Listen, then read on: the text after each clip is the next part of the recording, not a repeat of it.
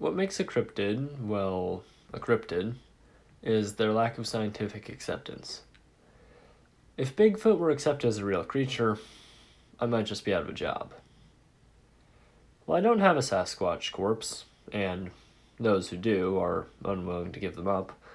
Here are what I believe to be the 5 strongest pieces of evidence for the existence of the Bigfoot.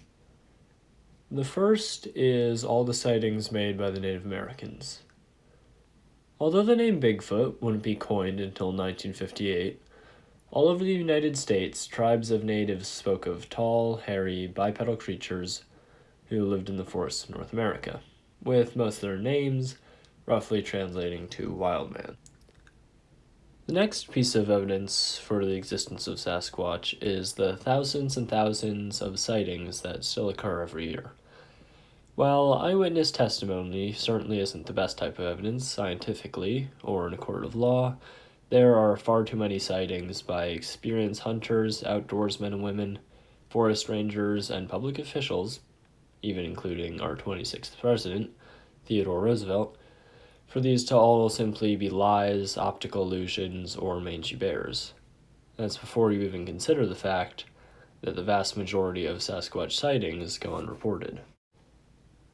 Well, there's a reason he isn't called Big Hand, so I suppose I should talk about the footprints. All over the country, extremely similar footprints with levels of detail that would be almost impossible to falsify have been found.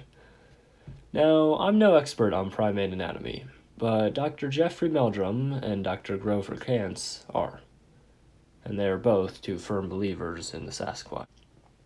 Next, we have all the vocalizations that have been recorded.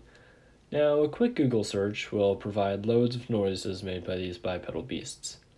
They are extremely deep and convey a sort of power, making it clear just how truly massive the monster making them must be. One thing I've heard that really interests me about these is how other animals react when they're played. Anything from dogs to deer recoiling in horror as soon as they hear the noise. Finally, we have what I think that still, after 50 years, is the best piece of evidence for Bigfoot, the patty film. In 1967, in Bluff Creek, California, Robert Gimlin and Roger Patterson captured the most famous video of Bigfoot. Well, a grainy, shaky cam video of Bigfoot might not seem like the strongest of empirical evidence. What really convinces me is the muscle and hair movement seen on the creature. Simply put, the costuming technology required to create a suit that looks like that just did not exist in 1967, and every single attempt to recreate the film has failed. In the late 1990s, the British Broadcasting Company, or BBC, attempted to make a replica of the suit, creating this. Now, I think I can safely say this looks nothing like whatever was featured in the patty film. Now, another interesting aspect of the video is how the creature is quite obviously female. Up until this point, Sasquatch, at least in American culture, had always been portrayed as a singular male individual. So there'd be no real incentive for 2 pranksters to change that perception, if their object was to deceive.